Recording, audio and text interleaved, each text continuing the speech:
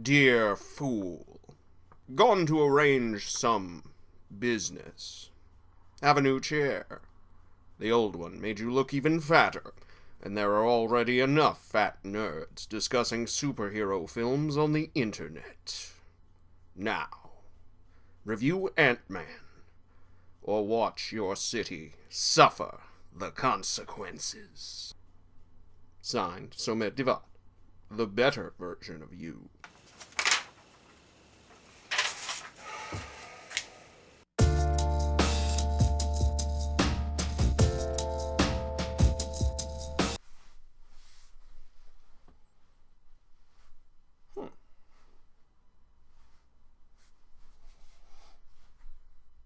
Ant-Man is the movie some within Marvel Studios have been trying to make since 2006. Since they didn't start testing out special effects shots until 2012, we have some idea of how well that worked out. Though we have no idea why it worked out that way. Hollywood used to boast about long production schedules, especially on their big-budget special effects-heavy films, considering them a sign of quality. After 3 years in the making, or some such like. So in this case it would be, after 3 years in the making, and 6 years in development hell. Down on the frozen lake, where Satan sits, eternally chewing on all of those Don Quixote movies everyone keeps trying to make.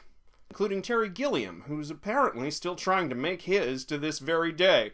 And, hey, vaya con Dios, Python. In the opening scene, Iron Man's dad tells Dr. Hank Pym, Ant-Man, scientist, "Don't let your past determine your future," which could have been watchwords for this movie as a whole, if it didn't also attempt to cram in almost 50 years of comic book continuity into almost exactly 2 hours. I get why Marvel felt the need to do this with Ant-Man. To the illiterate masses, he's almost a complete unknown. Hell, he's almost a complete unknown even within comic book reader circles. Though his fan base does consist of an extremely hard core, with some very famous people in its orbit, including his own co-creator, Stan Lee. Yes, Stan loves all his creations, and doing so loudly and publicly has pretty much been his entire job for the last 30 years, but he seems to have a special place in his heart for Dr. Pym. God and Jack Kirby's ghost only know why. Boomers and Gen Xers who don't read may have met Ant-Man on 1966's Marvel Superheroes cartoon, or any of its various reruns. But my generation, if we met him at all, met him on 1999's Avengers, United They Stand, the shittiest Avengers cartoon we have at time of this writing, rightly cancelled less than a year after it debuted, replaced by either Pokemon or one of the bazillion other anime that were imported to compete with Pokemon at the turn of the 21st century, depending on whatever market you lived in at the time. I was in Digimon country, though I now realize could have been worse. Could have been Yu-Gi-Oh! As I mentioned in the Age of Ultron review, Ant-Man began life as a biophysicist and amateur crime solver. Typical resume for a superhero of his age. And yes, I was being facetious about his beef with Tony Stark. That comes later. Any one of those things can be the basis for a kick-ass story, so why not combine them all? Such is the beauty of superheroes as a storytelling form. The ability to embrace all genres, and illustrate, by doing so, just how artificial genre distinctions really are. And I give Dr. Pym full credit for revealing his secret identity to his future wife, Janet Van Dyne, way before such things became cool. While Spider-Man wrung his hands and angsted his way through 1963, Ant-Man and the Wasp were already beginning their incredibly, dare I say, unfilmably, rocky life together. But as novel as the idea of a husband and wife superhero team was, and quite frankly still is, the Van Dyne-Pym subsequent history makes a great case for lifelong speed dating. Sure, the filmmakers could have just scrubbed all the casual misogyny and occasional bouts of spousal abuse from Dr. Pym's history, which they did, and told the simple story of two super scientists falling in love as they battle the space monster that killed one of their dads. But if that story was ever in the offering, it took way too long for anyone to greenlight it. All the decision makers were, apparently, too busy worrying that the Avengers might crash and burn before they even got off the ground. Seems silly now, after $2 billion movies in a row, but shit, I was worried. Still, the Marvel Studios office must have thrown a party on the day someone remembered, hey, there have been at least, 2 other Ant-Men, not counting all the other ones from parallel dimensions. Why don't we just put one of them in the suit and have Dr. Pym be like his Obi-Wan Kenobi? Of course, as all the Star Wars prequels illustrate, this can create as many problems as it solves. Dual protagonists require you to double up on everything that does a protagonist good. Motivations, character arcs, supporting casts, and satisfying resolutions for all of the above. It's hard enough for most movies to get that shit right for just one character. Which is, of course, why ensemble pieces can quickly become such clusterfucks. It's why the first 4 X-Men movies focused so heavily on Wolverine, and why the subsequent 3 haven't moved much beyond the Xavier and Magneto show. Yes, starring Jennifer Lawrence, because she looks good in red and blue. But hell, I thought, sitting down to watch this last year. It could still be good, we don't know. All you really need to do an Ant-Man story well is Dr. Pym's love of entomology and an imagination plastic enough to utilize Ant-Man's powers to their fullest. Shrinking has always been a difficult superpower to dramatize. When it's dramatized at all, outside of comics, it's usually a horrific disadvantage. The now classic example being Richard Mason's Shrinking Man, which is a total body horror from start to finish. I don't know if Stan Lee ever read that book, but its movie adaptation, The Incredible Shrinking Man, looks like it would be just his type of flick. It even has a superfluous adjective in the title. And the protagonist's name is Scott. Most of my colleagues ignored this amazing coincidence, of course, preferring to reference Honey, I Shrunk the Kid, because... fuck if I know, because they're both Disney movies with ants in them.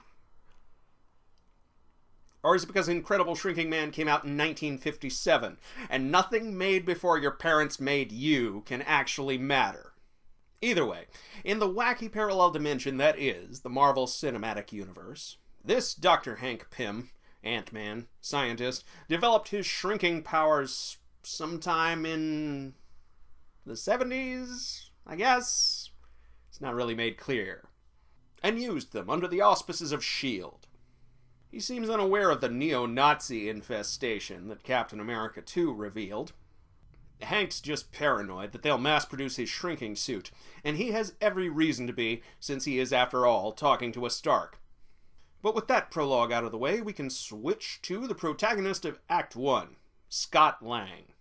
Scott began comic book life as a thief who stole the Ant-Man suit to try and rescue his daughter from an evil billionaire, pardon the redundancy, named Darren Cross, who was out to literally steal her heart.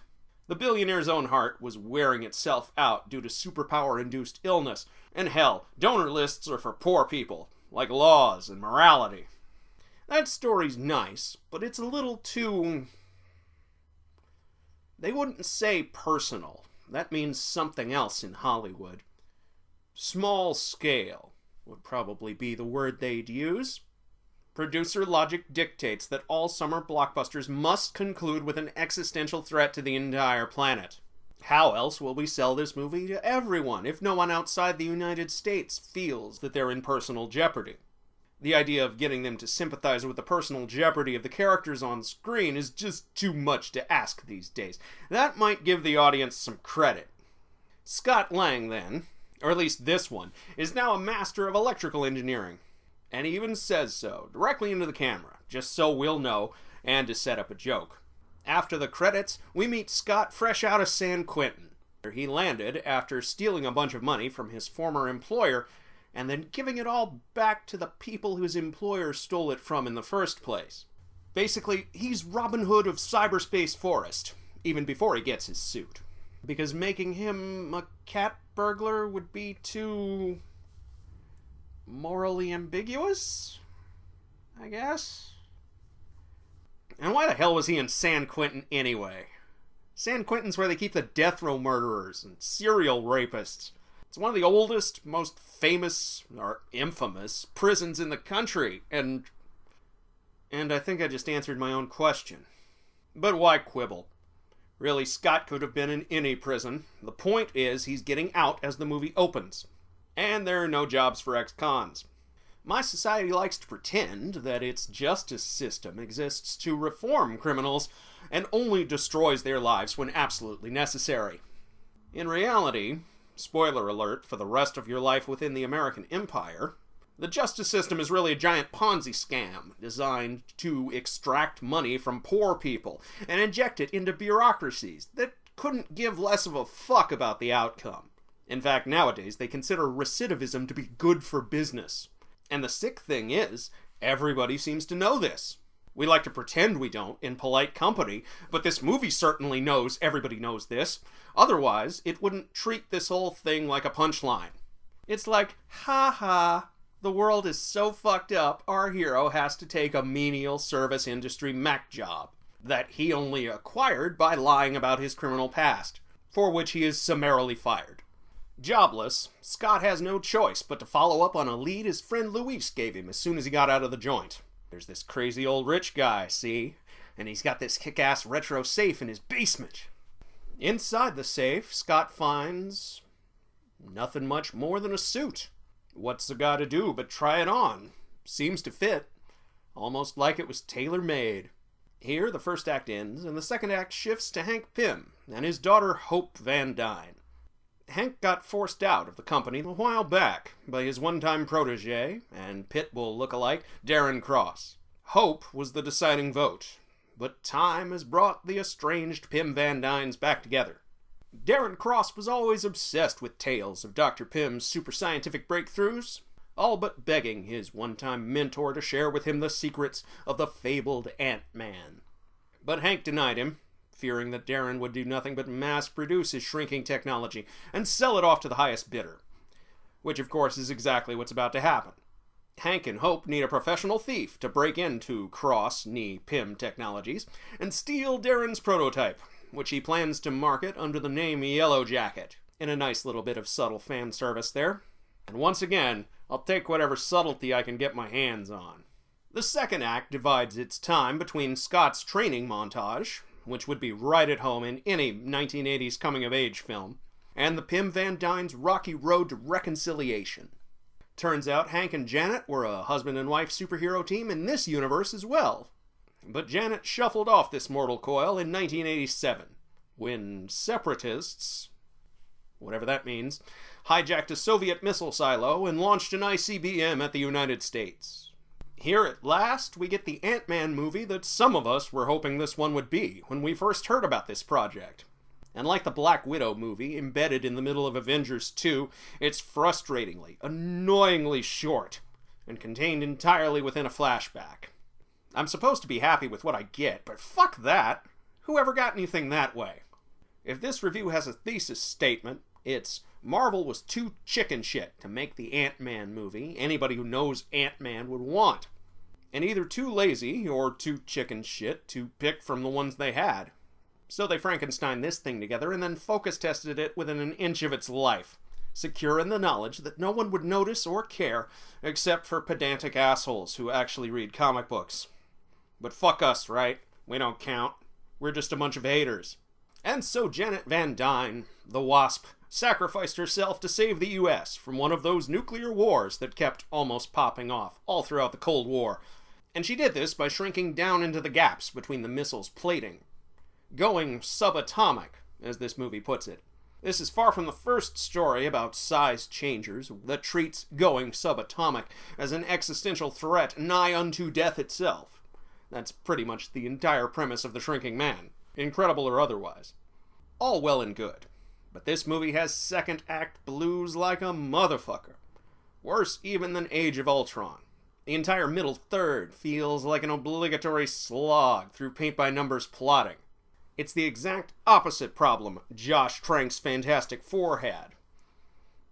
In fact, now that I think about it, Fant Four Stick probably wound up the way it did in an attempt to avoid this very issue right here. They didn't want to do a straight-up Hank Pym story, because such stories usually end in either death spousal abuse, or both. Thanks, Ultimates. They didn't want to do a story of Hope's reconciliation with her father, because that wouldn't be an Ant-Man movie. That would be a Wasp movie. And we're not gonna see that until 2018. I digress, because this whole middle part of the movie is damn boring. Even by the standards of superhero origin stories. All the emotional beats ring hollow because they're compressed into a training montage. And it's someone else's montage. Not the characters having the emotional beats. Oh no. If YouTube still let me use uninterrupted video clips, I'd make a montage out of all the times Hope says we don't have time for Scott's training montages. Right there with you, girl. Fuck this guy and his hopes for a nice middle-class family life. Hey, Hank, how about you kick this walking fuck up to the curb and hand your daughter the suit I knew you were building for her even before we saw it in the mid-credit teaser for this movie's inevitable sequel. Oh, wait. Is she the team pessimist because her name is Hope, and that's all ironic and stuff? I haven't even mentioned the fact that Scott still has a daughter and an ex-wife in this universe, both of whom he's trying to impress by getting his post-prison shit together. And I omitted that because they barely appear until the climax, popping up only occasionally to remind us that they exist and tell us, the audience, how to feel about stuff. Because we need that, obviously. It's too late for me, Dr. Pym tells his newest protege. But not for you. A chance to see that look in your daughter's eyes.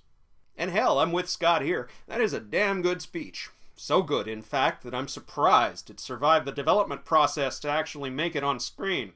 No movie needs to slow itself down to such a crawl. Especially not a movie that's supposed to introduce this character and his entire world to a completely ignorant audience. And someone on this movie knew this, at least at some point. I know they did, because of the tank on Hank Pym's keychain. We see it every time he goes through the metal detectors of what used to be his company. Nothing more is made out of it. Nothing more has to be. In fact, if anything more were made out of it, it wouldn't be a surprise. He and Hope used the tank to escape what would otherwise be a terminal situation.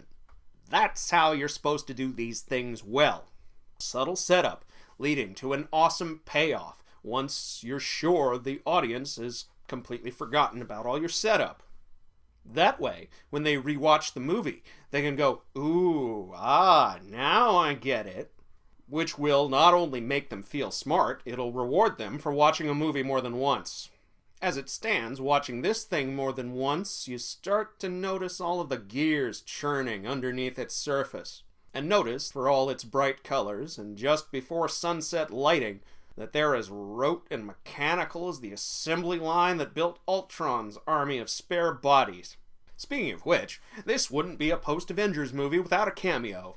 So our newly minted Ant-Man must break into the Avengers' new base in upstate New York and steal the last piece of their heist puzzle. This inevitably brings him afoul of Falcon, who is apparently the only one home. And holy fuck, Tony, did you seriously have somebody paint the logo on the roof where any passing spy satellite could just see it? Because a skyscraper in Midtown Manhattan wasn't an obvious enough target. You gotta personalize all your stuff. And you did it for the same reason Ant-Man gets into this entirely pointless fight. Brand recognition. It's just what superheroes do when they first meet up, right? Fetch quest completed, the heist can finally start. I like a good heist movie as much as the next fella. But this one took an hour and a half to get there. And, again, we only got 2 hours to work with. Most of the drama in heist movies flows from the point when the heist inevitably goes wrong. And full marks to our villain for being smart enough to figure out the entire plot and almost win, by doing nothing more than paying Team Ant-Man a little pre-climax house call. However, I must immediately withdraw all points from Mr. Cross's column for his being yet another evil Tony Stark. And now that they're starting to appear consecutively, will anyone else notice Marvel returning to the same damn villain well over and over again? Of course not. Ask a silly question.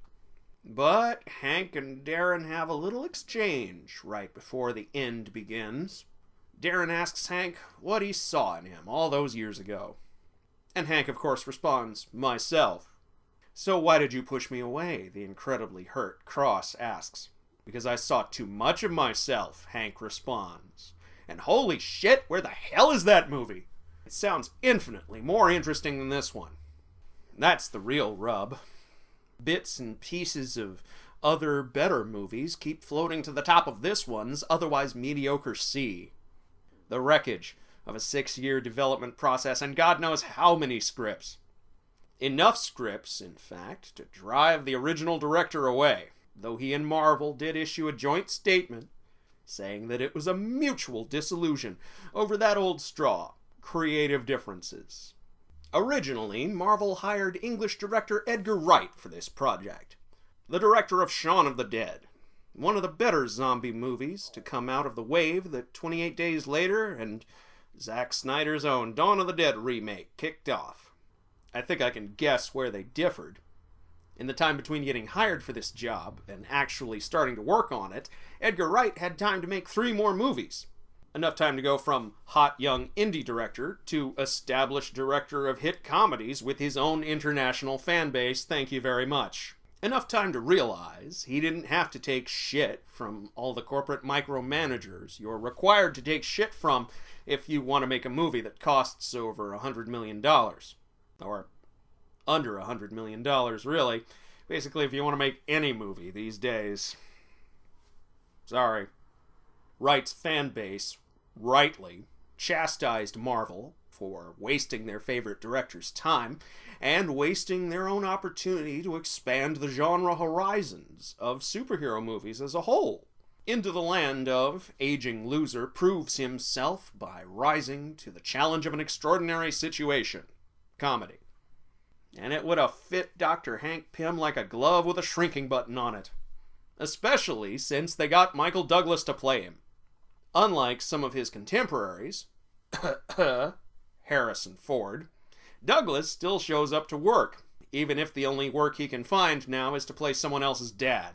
Surrogate or biological. And props to Marvel for not doing what I thought they'd do when I first heard about his casting. I thought Hank would be the one to wind up in the Yellow Jacket suit.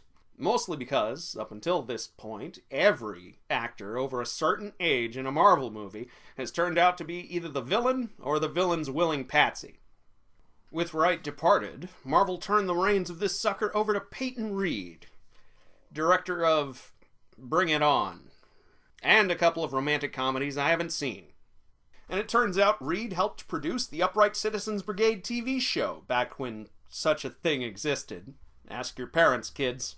He even got UCB co-creator Adam McKay to help write the script. Not that it shows all that much. My favorite joke that's supposed to be a joke comes when Scott gets into Hope's car and tells her she really should lock her doors because there are some weird people in this neighborhood. But for most of its runtime, this is the kind of movie that treats naming a carpenter ant, Antony, as the height of comedic genius. Personally, I didn't really belly laugh until Antony died. Shot in the face by Cross himself during our villain's post-heist escape attempt. I mean, that's a damn good shot right there. Who is this guy? Yellow Jacket or Daredevil's old nemesis, Bullseye? I do appreciate the third act, though, much as I rip on everything else. The heist is really well done, start to finish. Even the odious comic relief bits. Props to Dr. Pym for minimizing collateral damage with the most controlled demolition ever. Not that I don't love me some collateral damage. Props to Scott for causing some in his climactic battle. And props to all involved for making a fist fight between 2 size changers across suburban San Francisco look as good as it ever has in motion. I even like the Yellow Jacket armor. I didn't at first, but it grew on me, especially after it started looking all fucked up. Like all good climactic battles, it's a battle between 2 negative reflections of each other. The 2 surrogate sons of Hank Pym. Eventually, with his building destroyed, his potential buyers scattered, and his sanity slipping due to the apparently inviolate law that everyone with superpowers whose name isn't in the title must eventually be driven completely insane. Darren Cross decides to get some revenge on Mr. Lang via his daughter Cassie. And here at the climax, Cassie lets another potentially awesome movie surface when she asks Darren if he's a monster. Do I look like a monster? Yes. The final fight in Cassie's room was the fight they spoiled in all the trailers, so its impact is somewhat blunted. But personally, I was surprised at how much it owes to the Star Wars prequels. I'm pretty sure Yellow Jacket's lasers even make the same sound as the anti-infantry lasers in Empire Strikes Back. But this ending fucked me up, you guys. Seriously. Beforehand, I had some hope. But now, I'm like Bill Murray in Groundhog Day. You're hypocrites. All of ya. Superman breaks a dude's neck, and everybody loses their minds for 3 years running. Ant-Man rips pieces out of a guy's shrinking suit until said guy folds inwards on himself like a human origami flower. And nobody says dick about it. Oh, this is the fun, light-hearted, entertaining superhero movie we're all supposed to give to kids. Ant-Man not only kills a motherfucker, but he kills him ugly, in full view of his, however old she is, child. You want to talk to me about traumatizing children? Fuck, I'm a little traumatized from that. It shook me out of the stupor I didn't even know I was in. It's more of a mid-80s Cronenberg thing than anything in Fant Four Stick, except for that part where they all decide to mess around with super science after they get drunk. And because of that, I declare it the best thing in this whole fucking movie. Yes, I'm entirely serious. In order to get that far into the Yellow Jacket suit's innards, Scott, of course, has to go subatomic. And here at last, we finally get to see what all the fuss was about. Incredible Shrinking Man didn't have the money to really do this back in 1957. And the book describes it basically like a Danube school landscape painting. But this is downright abstract. I'm sure someone who's never taken anything harder than a Diet Coke in their whole life called it trippy. Me, I call it the space between spaces. Fuck Indiana Jones and the Kingdom of the Crystal Skull. But Scott saves himself through yet another bit of good subtle foreshadowing, and Bob's Your Uncle movie's over. Cassie's mom and her new cop boyfriend even give Scott their blessing, and presumably promise not to snitch about his new superhero job. Somebody's snitching though, because in the final scene we see that the Avengers are on the lookout for a shrinking man. Cue credits.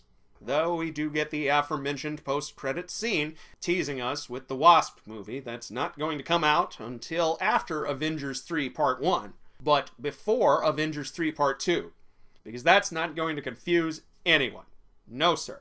And we get another teaser for Captain America 3, which put me in a sour mood long before I discovered that Captain America 3 would be more accurately described as Iron Man 4, Black Panther 0.5, and a feature-length trailer for Avengers 3 Part 1. But don't worry, we'll get there. In the meantime, chalk Ant-Man up to yet another flawed origin story. Full of decent actors, standing around, not doing all that much, except disguising their contempt for the material. At the very least, they managed to do that well. It's not bad, it's just okay. And unfortunately, because of the age we live in, okay gets translated into fucking awesome. Best movie ever, you guys. For about 5 minutes.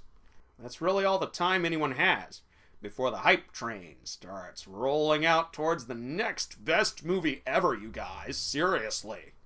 It's weird. It's like half my peer group is suffering from anterograde amnesia. That thing the protagonist of Memento had. The other half hate superhero movies as a category with the burning passion that I reserve for the work of Michael Bay. And they especially hate origin stories, considering them a flagrant waste of everyone's time. The idea that we might just be in an era of mediocre origin stories, and that a genuinely good one might shock them out of their expertly practiced ennui. Nope. It's either superhero movies are the death of cinema, or choose up sides in the ongoing and completely pointless corporate franchise wars. Neither of which is a treadmill that I want to get stuck on. So, fuck them both. I'm gonna go do my own thing.